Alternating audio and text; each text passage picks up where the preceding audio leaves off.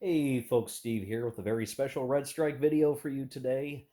In this video, we will be covering the final exercise scenario that comes with the game. This is E10 Reforger, and happens to be another one of those scenarios where it's kind of blue on blue. There's a green, what is it? Green team, Force Green and Force Gold, fighting as basically a replication of some of the uh, combat exercises conducted in the 80s, is what the scenario seems to point out. And we are back to, I don't know, it feels a lot like the very early stages of stuff that we looked at in the game package. We are dealing with a smaller, uh, sort of land oriented map, and we're dealing predominantly with ground units, with a few helicopters, but mostly ground units. So this comes at an interesting time because we've spent the last several videos focused entirely on naval, air, naval together situations, and it's kind of been a while, honestly, since we've had some actual ground combat activities. I'm a little worried I'm rusty uh, since last doing any ground combat stuff. So we're gonna try to run through this. It's gonna be interesting. So for this particular one, this is kind of just a straight up ground pound battle that we're gonna play through here. Um, this one is a 4-turn scenario, so I'm gonna get my setup stuff handled handled here. But the objective is for Force Gold to cross the main river, Mon River, whatever, main river, with at least 3 regimental equivalent of ground units. So 3 regimental equivalents. Looking around the map, um, well, we're gonna see. There's several units that 1 regiment, a brigade. So we'll have to cross over the river in force, basically. Um, have a massive breakthrough and enough units crossing the river is going to be the objective. We'll see the setup here shortly, but the main thing is, and I should point out, this is largely going to be a setup that is up to us. So for Force Gold, it's going to be all units. These are our units, Force Gold here. We get some reinforcements on turn 2. But the initial setup, all units on or south of row 07XXXXX. So 07 XXXXX is this line here. So the bottom half, all units south of that row. So we're going to be set up in these 2 hex rows down here. Then our opponents, Force Green, are going to be in all, we need to put all units on or north of row 10.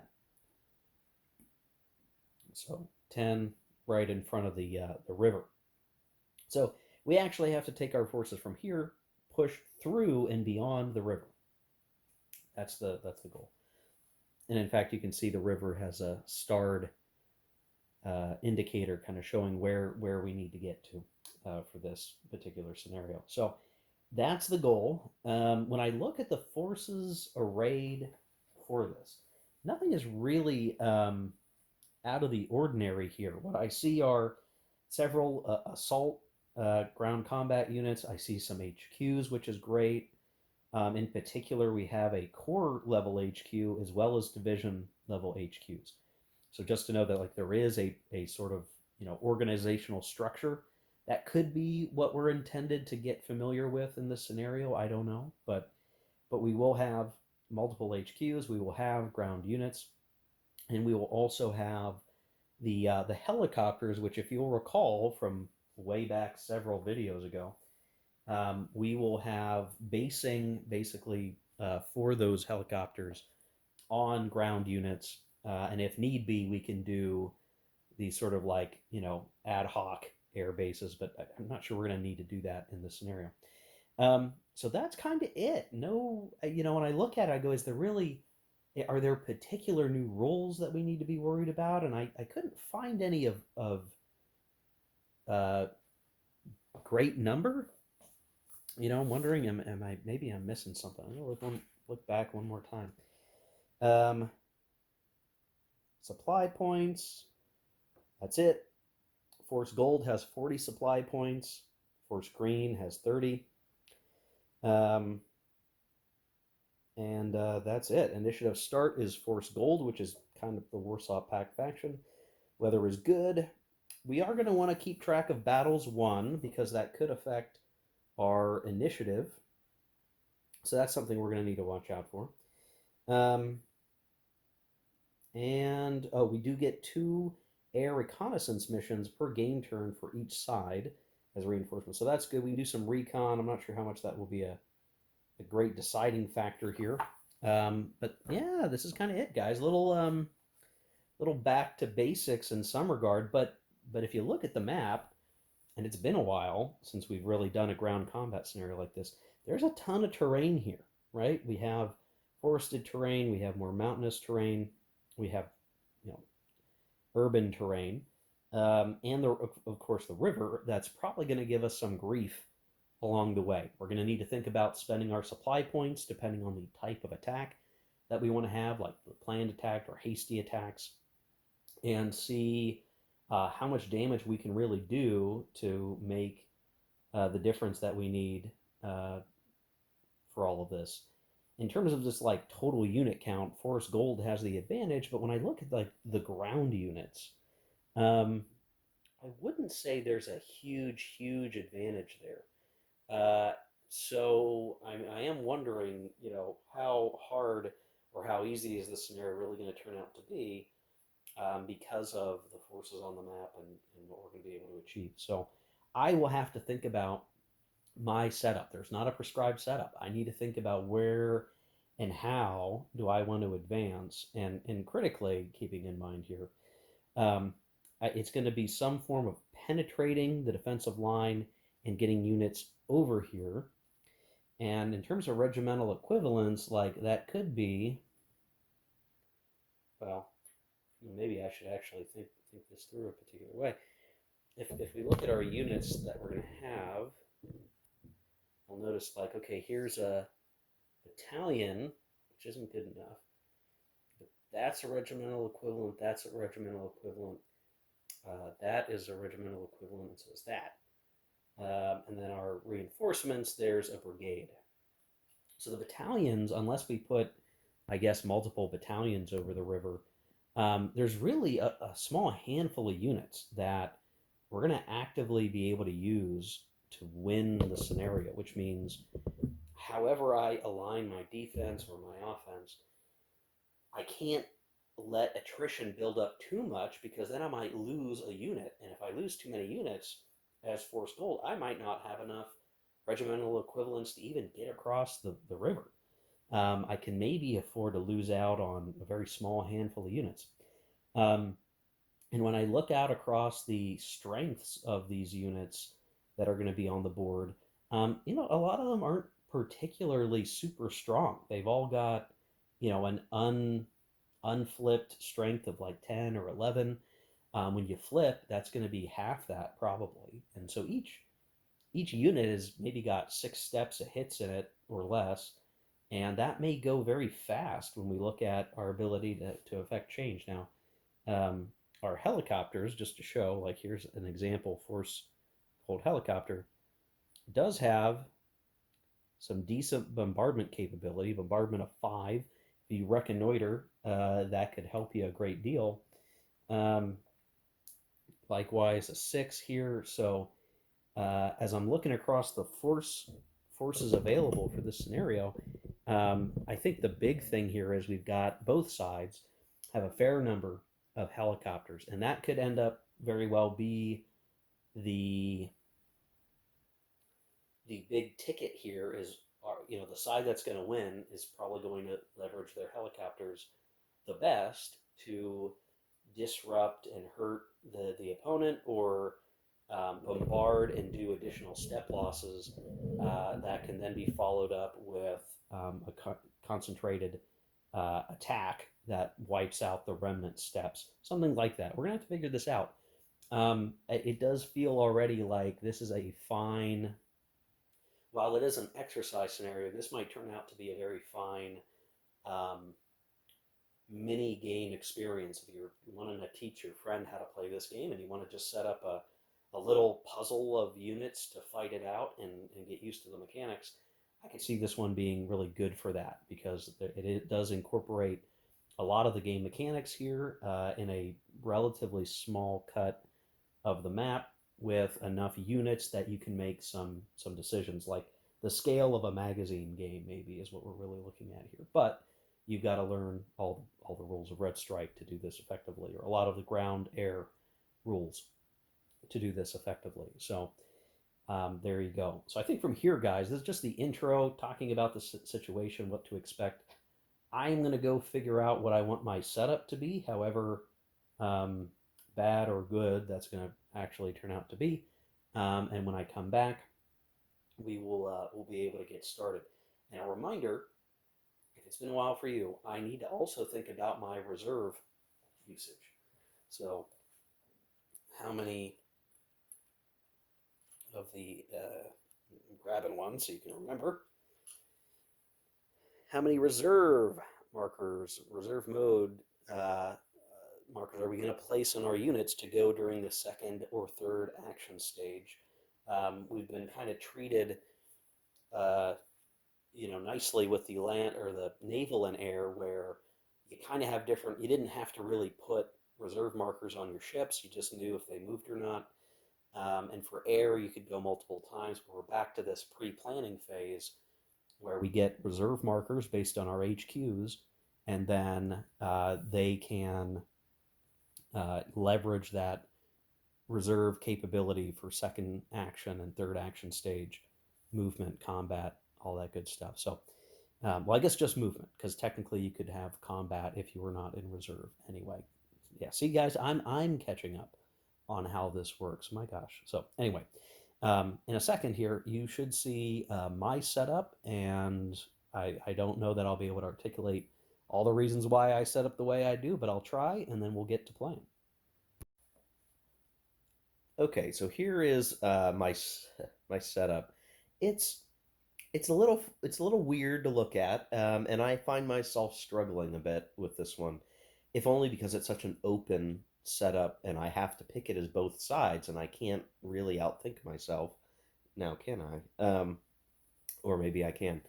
In this case here, the dimension of the victory conditions really is determining our setup here for a couple of reasons. One, if any hexes get, if any part of the map gets compromised, NATO loses, or I should say, Force Green.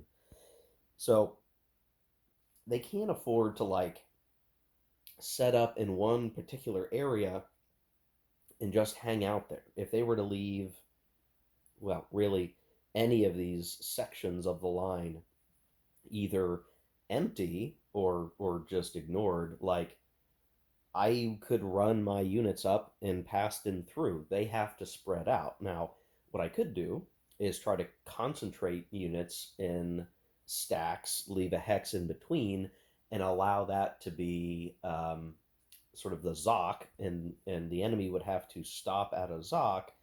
But in this game, you can, over turns, you can slide through Zocs. So it's kind of like I don't know that I guess I'm just not sure. I don't know what the right way to go with this was. So what I decided to do was I set up Force Green, kind of spread out, holding a line, and then in reaction to that, I set up the Force Gold over here in a concentrated sort of sledgehammer setup here. I'm obeying stacking restrictions. I should also point out that there are helicopters here, and they can operate out of an FOB, forward operating base, for a unit in the hex. So if there are three helicopters, there are three units in the hex. I believe that is legal. So they're bunched up because I want to concentrate firepower and punch through the hole. Now, upon seeing that setup, I then allowed my Force Green side to make a couple of minor adjustments, but they were only minor. And now I've gone through the unit assignment phase. So really, the idea here, however poorly thought out on my part, which is funny. I guess if I was approaching this scenario right off the original ground combat videos I did a while ago, this would be a little fresher in my mind. But I'm having to kind of catch up again. I want to use the railroad system here to try to help move quickly north, leverage some of this terrain because we're not going to punch all the way through the first time. We're going to have to get set up, and that's better defensive terrain than in the clear over here, right? So I'm going to use the terrain to my advantage even as the attacker. I'm going to move forward with these guys, try to make a dent, hold, and then my reserve will respond to any of the force green reactions. Now, so we have enough reserve markers that we could set that up like this. The trio of force green HQs do have some reserve markers that we put on the center there. So the idea being, wherever force gold goes, we will use our center force in the first reaction segment of the first action stage to try to counter react or at least provide support to these Germans over here. That's the idea. So I think these are all U.S. units right here, are going to either kind of swing back behind to reinforce the Germans, or they're going to swing down and try to cut off the force gold forces. Now, the one penalty will be if we end up in the same hex as the Germans as force green, the Americans. Um, I'm not sure they're all part of the same command structure, which means there may be issues in doing the most intense prepared combat formations. We'd be restricted in the types of formations that we could use in combat, which is kind of a problem. But again, this is done as a I guess a reaction type of setup here. It was kind of hard. I had to just pick a way to set up that wasn't going to be too confusing. I couldn't find a direct quote on who should set up first, so I kind of did a defender sets up first, attacker sets up, defender can make minor adjustments. That seemed fair. I'm going to try not to worry too much or overanalyze my setups here because this is just an exercise scenario. It doesn't really matter. It's going to be a playthrough. The funny thing is, because we don't care, as you think back to the original exercises like 1 and 2 and such, there was this element of both sides maybe wanting to go on the attack. Here in Reforger, Force Green doesn't really have any objectives on the south part of the map here. Like, they don't need to attack. So wherever the Force Gold offensive goes to, Force Green will inevitably concentrate and try to disrupt. And I really don't see, unless we were to use, we go like this in a really weird way, I don't see Force Gold being able to like really disengage and get away from Force Green to outflank them. I think it's going to be, we're just going to be stuck fighting our way through. And we have 4 turns to do it, which is probably plenty, all things considered. But we're going to have to watch, how much supply we use if we use those big, expensive combat formations, which could be a big draw on our supply capability. Now, our helicopters have enough range, basically, to go anywhere on the map. They're principally going to be used to either do bombardment for strikes and get step losses, or they're going to be there for combat support to affect the die roll modifiers for combat. And that's really it, but there's enough helicopters on the map. I mean, let me see. I think Force Green has some. Yeah, there. And there. Yeah. They only have, I guess they only have 2.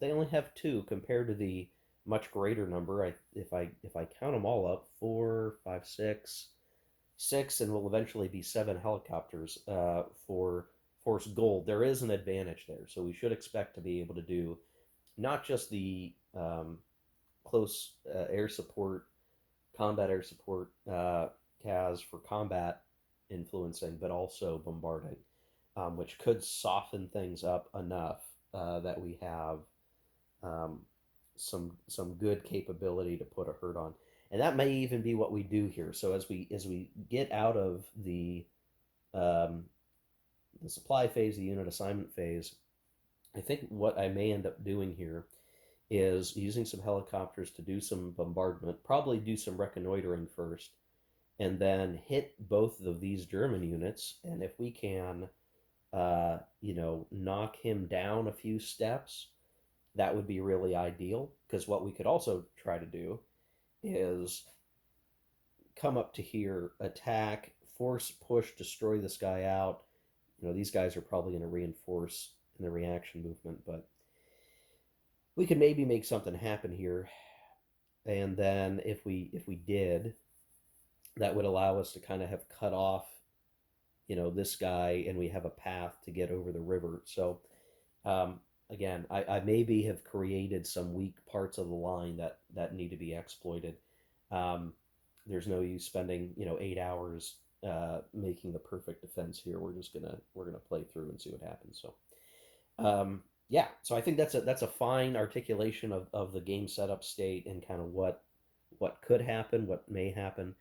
I'm gonna start to play through. I'm not going to show everything on camera here, guys, just so you can see, um, you know, what I'm doing and why, rather than to have you wait through every die roll.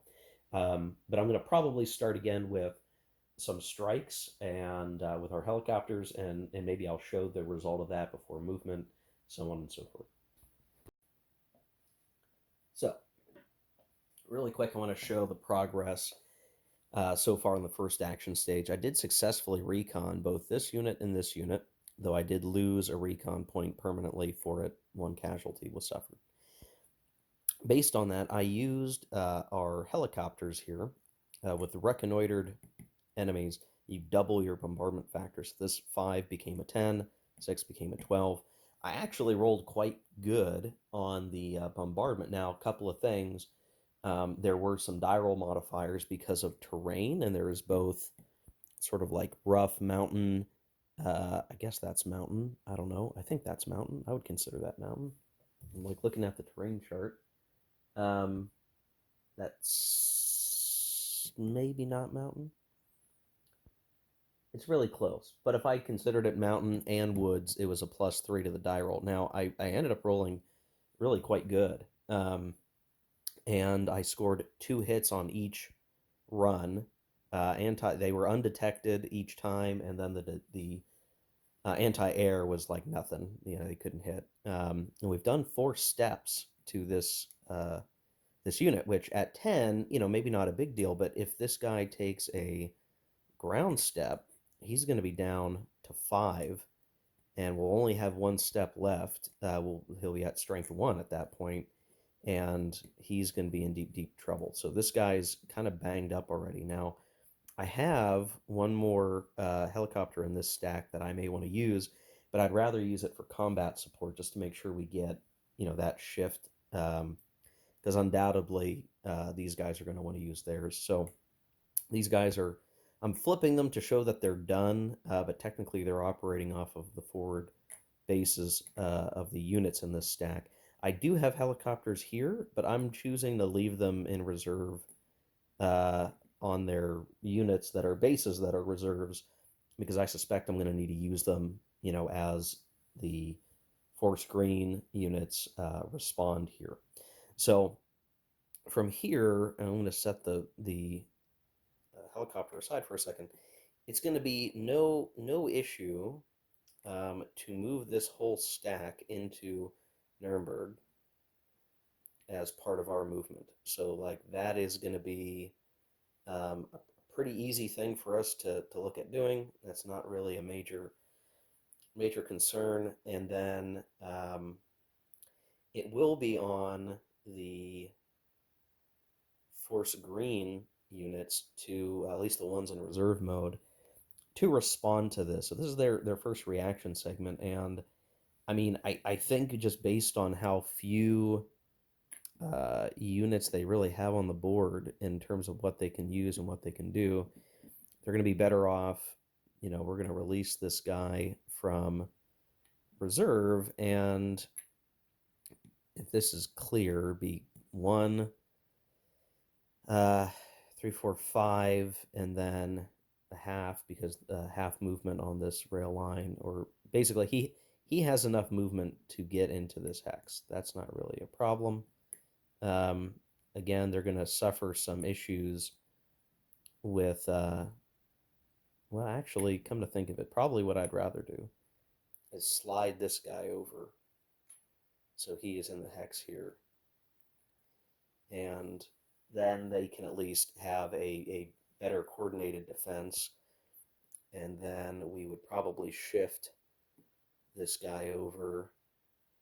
We'd probably the one problem I'm going to have, you're going to see it happen here, is uh, I'm going to have to worry about reinforcements of force gold coming in here. So what we may do is we may shift one and then uh, four movement points to get into this hex here so that we can counterattack.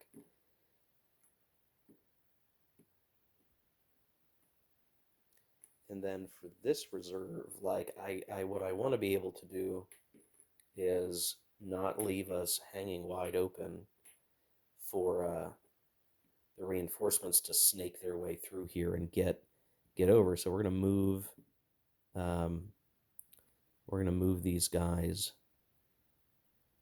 like so, and they're gonna hold the line here, and we'll leave this guy to project a Zoc. Well, no, he won't project a Zoc, will he? That's the problem. We need 3 regimental equivalents to project a Zoc, and these guys can't do it either. Uh, Boy, that's a problem, actually. But you know what? I think we're okay because I just want to use this guy to block the road. Because what could happen is the reinforcements come, move here, go here, and then, they get up and are attacking through. We're going to try to stick something in his way, and we're going to fight on this side of the mountain and see if we can disrupt. Now, what I wanted to do with these reserves as force gold is to follow up on any hex clearing that we could make. Alternatively, we could try to like trudge our way over this way, but that's going to remain to be, we're going to wait to see what to do there, and that leaves us in that state for the end of the movement segments, or the first initiative and first reaction segment, and that's going to get us into the combat now. Um, this is going to be really, it's our pick, and I'm thinking these guys are going to try to attack into this hex.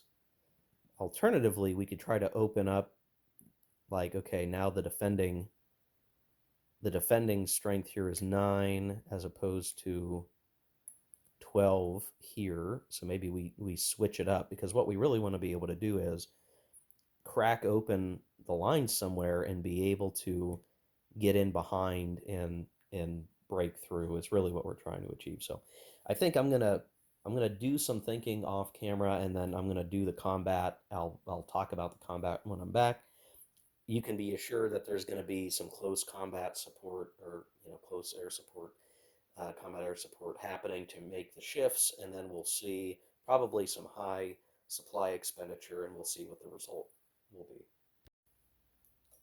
Okay, here we are after our first action stage combat. Kind of interesting set of results. With the Green Force kind of maneuver to defend, this hex kind of became less ideal to attack, and instead we functionally now see um, a situation where uh, this was the better hex to attack. This particular unit that was here, that had 9 strength, but would be doubled to 18 when we attack across the river hex side, which is right there. So in terms of trying to get that to work, we went ahead and spent a bunch of supply as the attacker. So did the defenders, but it was cheaper because they were only doing this for one unit, both sides. Had artillery, however, the Green Force helicopter failed to get a strike for close combat support or combat air support. I keep screwing up how I say that. I'm going to say CAS. But Gold Force succeeded. So we had working out all the modifiers. It was a +5. We rolled a 9. That was a great roll. And we managed to do 3 step losses to this unit. It is currently sitting with 2 strength, which, kind of is starting to look like, hey, we could bust through here and try to get across the river at this point. That is something that's not totally unreasonable. Um, so now we're gonna drift into the second action stage, and really at this point, we can only operate with our reserve. But a couple of different things I'm looking at doing. Like it is conceivable that I could try to ding up this guy some more. Now he's unfortunately not reconnoitered, and I don't have any more recon points to use this turn. But what I could try to do is knock him down a little bit more, and maybe even clear the hex. And while I don't really have the space to move the way that I really want to um, through a hole, even if I created one, that would stress the NATO forces or the Green Force units here because they don't have much room to work with at this point. If we were to bust through here, we really got a lot of open terrain to navigate to get across the river. So that's a dire situation for them. And then what I could do is set up some things to where this stack can move here. And when we do the combats, we could potentially overwhelm this stack and really ignore these guys and have a path to come in here, smash up their HQs, and get across the river. So that's kind of how this is starting to evolve. Now you'll notice there's a unit here who wasn't before. I realized what I allowed myself to make this correction. Me moving up like this, knowing that they would swing in, was going to create line of communication problems that I didn't want to have to really worry about. So I took this guy, I treated him not in reserve, and I just moved him up from out of this stack. So I effectively adjusted where I put reserve markers so that this guy could hold that position. That means he can't move on the second action stage, but everything else, in terms of positioning, I think is just fine. The terrain is the tricky bit here, but if we can push into the clear, then I think we're going to be in fine shape. So I'm going to go into the second action stage again. Really limited ability now for Green Force to respond because they used all their reserves to kind of respond to the main thrust. We're going to use our reserve units and the helicopters that are here to potentially clear the way. Alternatively, I could look at damaging other units such that we're continuing to contribute to the damage being dealt across the board. I'm not sure there's a perfect option here, but I do like the idea of just totally clearing a hex. I need to double check that I can do that, but we'll see. So I'm just going to go play through the second action stage of turn 1, and we'll see kind of what the result is getting to be. Okay, here we are after the second action stage, and I'll say it's a little unfair to Green Force. In the first action stage combat, I rolled a 9, +5 for result of 14. And in the second action stage, I rolled a 10 and got a 15. I also forgot to give these guys here their battle hardened status at the end of the first action stage. But they attack together here. Okay, I'm getting ahead of myself here. We finished off that unit with helicopter strikes, so we cleared them out of the way. Got fortunate die rolls, but you don't need much to get at least one hit, and we were able to send 2 at them So, I mean, we could have missed. We didn't. It worked out. Here and here, the dice went against Green Force again, where uh, so like that hex was cleared. Then we were going to focus effort attacking here. This Green Force plane rolled a 9 and missed its combat air support cast. We hit with this dinky 5. I mean, I guess 5 isn't that much worse than 6, but managed to get the air support, the battle hardened help, artillery, both sides. Big expenditure of supply was used ultimately. And of course, I've been spending supply on these cast strikes, by the way, and these ground strikes that were going on, the bombardment. So I am burning through my Gold Force supply like crazy. I don't have much left. But the end result here is that there's now only one unit in this hex where there was two, and he is down to uh, 3 strength points, which is not much, all things considered, and could easily be crushed before long. So this puts us into the third action stage, which is really the last best hope for the Green Force, which has just been ripped up. So what they need to try to do is get some units in place to hold the line, and that's going to be difficult. It will not be hard to simply push these guys out of the way, and we can't allow the units that are going to show up here. Sorry, adjust the camera. That are going to show up here on turn 2 simply go, 1.5, 2, 3, 4, 5, 6, and get in here either. So I still have to hold over here somehow. I need to hold some kind of line, and I need to do something with this guy.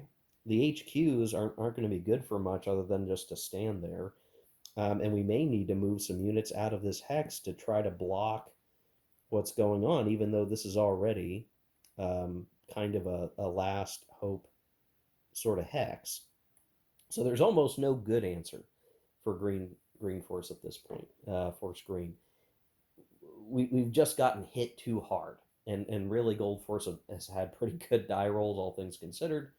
Kind of unfair, die rolls, but it's not as though Green Force Green has had a lot of opportunities to roll the dice themselves, to be honest. So maybe they'll get good die rolls here, but they can't even really counterattack at this point. Like, they are so disrupted that it's almost a foregone conclusion because of these attacks and the way that we've set up our sort of spearhead. And there's really not much we can do to stop them. And there's no counter victory condition for Force Green to like nullify the gains of Force Gold. So what can we do? I might just play this on camera. We can slide Zox effectively. So even if we said, let's get this guy over here, we're going to let this guy stay where he's at and hold this mountain woods hex, and then we try, 1, 2, 3, 4 to get somebody in here so that we're holding the line.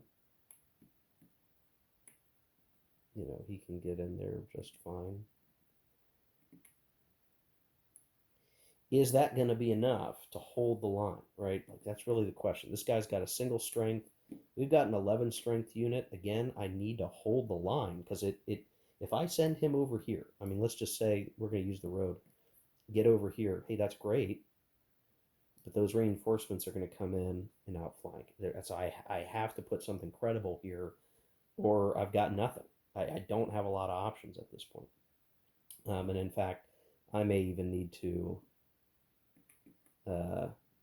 advance my HQ to keep everybody in sync, and maybe that's the best thing I can do right now, is just try to stick something in the way that's going to keep Force Gold from getting through. But the big problem now is we've got stacks that are battle hardened. So that's kind of the other key thing. And I'm recalling in our earlier videos when a stack got battle hardened, like, they're just that much better all the time. So that first blood cut of winning a battle getting battle hardened status is huge because that's going to carry your momentum. And they've not taken any step losses either. So I mean, they're just bees knees. Now, if I had rolled, I mean, let's talk about like how likely this situation is.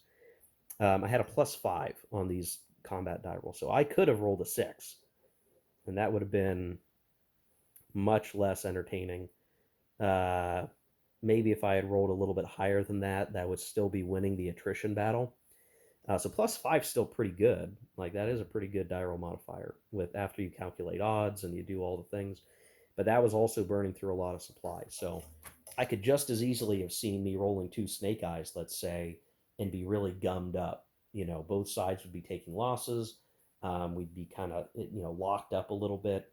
I still don't know that force green can counterattack very strong, but at least they wouldn't be hanging on by the skin of their teeth, which is really how it is. Like each hex only has so many strength points to hold the line with, and they're about to get barrel rolled again. Now, I guess the other thing I should point out is I'm running low on supply. I'm not going to be able to launch big coordinated attacks anymore. They're going to be cheaper attacks if I spend supply at all in that capacity.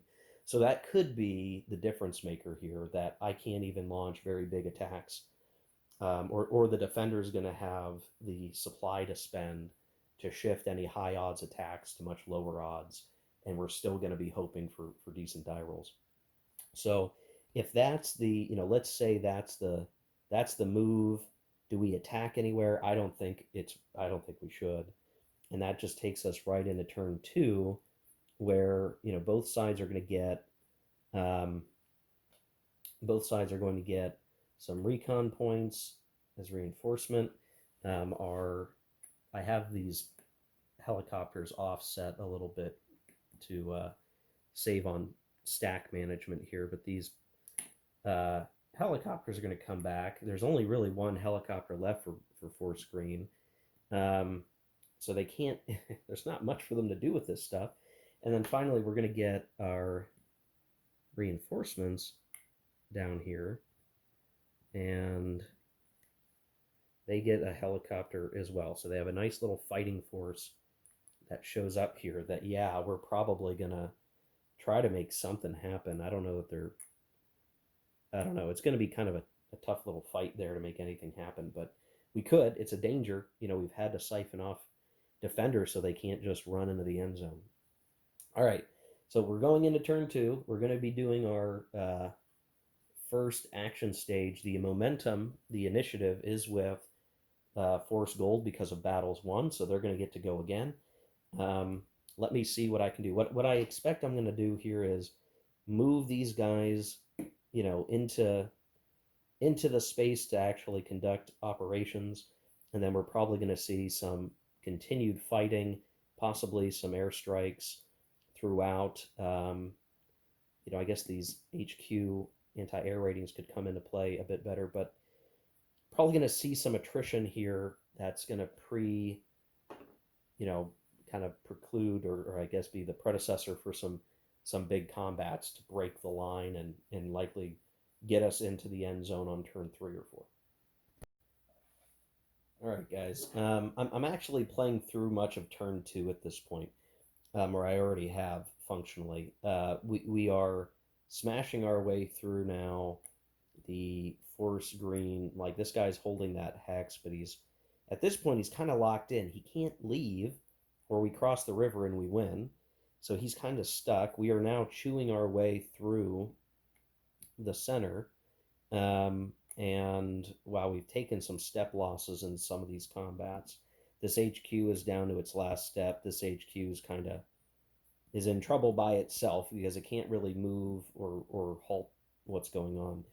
These guys, it's a little, too little too late almost in some respects. So I might say, that these guys, at best could maybe, be trying to hold a different line here. But again, that just opens up the possibility of crossing up here, so they can't really leave either. They got to hold. I mean, technically they're not projecting a Zoc at the moment, or maybe I'll be lenient and say that they are. just for the sake of not going like this and winning the game outright. But um, we are out of supply as Warsaw Pact, or I should say Force Gold. We're out of supply, so we're basically doing advanced to combat. We're leveraging our battle hardness to kind of push the weakened guys out of the way. And ultimately, I mean, if I were to extrapolate this to turn three, and I'm not flying my helicopters anymore, really, but just attacking, you know, even just, I mean, I don't know what else there is to do here. We're gonna bust through this guy on this next turn, so he would get destroyed almost by Fiat, just piling on the capability. We would probably either have repulsed this guy away, and really at that point, is there anything stopping us from simply moving and operating into the backfield? And I don't think there really is. I mean, if we really work this out, by the time these guys would even try to like expand out, we would get in behind them. So I'm going to call it early here, guys, because I don't know that there's much more to show. Once we cracked the force green line, there really wasn't much hope. Now, it might have been down to the wire of like, could we have come up with some kind of blocking units to keep them from running into the backfield? But keep in mind, if this guy is not projecting a Zoc because he doesn't have enough regimental equivalents, that these guys would be able to go, um, and really any of our units right in this area, which is certainly more than three regimental equivalents um, altogether. You're really going, one, two, three movement. I mean, you could do all of that if they're not projecting Zocs and achieve victory. So that's kind of the end here. Now, I think a lot of the outcome of the scenario were based on maybe 3 to 4 die rolls that were extreme. If they hadn't been as extreme, then the defense would have been a bit more credible over the life of the 4 turns. And you could just as easily have seen Force Gold fail here. So I'm not going to act like this is. It's not a guarantee. I had a stroke of very good luck, and at no point did Force Green have the capability to really counterattack and force in any way that was going to change the outcomes. Once we got battle hardened status, that was sort of the key differentiator that kept the offensive alive after we used up a lot of our ammunitions. So as a teaching scenario, I think this does show like terrain really matters, the roads can really matter, controlling your supply really matters, and you kind of have to work out the puzzle there to see if you can make big gains. And I will say, like, the CRT for the combat results, like, it's a tough table as the attacker. Like, you really need to drive up those die roll modifiers to have any chance of like doing lasting damage to the enemy. And units tend to have a lot of staying power unless you've really cracked them, or you have overwhelming force. So if anything, I think Reforger seems to be a good scenario here. If you want to get a little bit of practice around ground operations, again, if you're preparing to play a team game in the campaign or something, and you need to get some of the fundamentals down, I think this is a good place to do it. Even terrain like woods just becomes a really strong hex to defend in. You really don't want to defend and clear if you can help it. And this was a good illustration of that in a real game context. The rivers are tough. Um, we might have maybe wanted to retreat behind the river. That might have been just from the get go a better defense. I think the only issue with that is we only have so many units, so any failure and you get an advance after combat could be the opening of that. So for sure, you saw one version of this setup that could have gone a different way, defending behind the river, every hex as much as you can. Maybe that would have derived better results because you would double your defensive capability, and it might be hard for the attacker to actually make any headway. Um, but you're kind of ceding them all this ground to kind of advance and set up how they want, and you might not want that either. So definitely a pickle here. Not much else to say about it. Um, but I feel pretty good with running through it. Gets me a little more familiar again with the ground combat, because this is the last exercise scenario, folks. So we're going to be moving on to a battle scenario.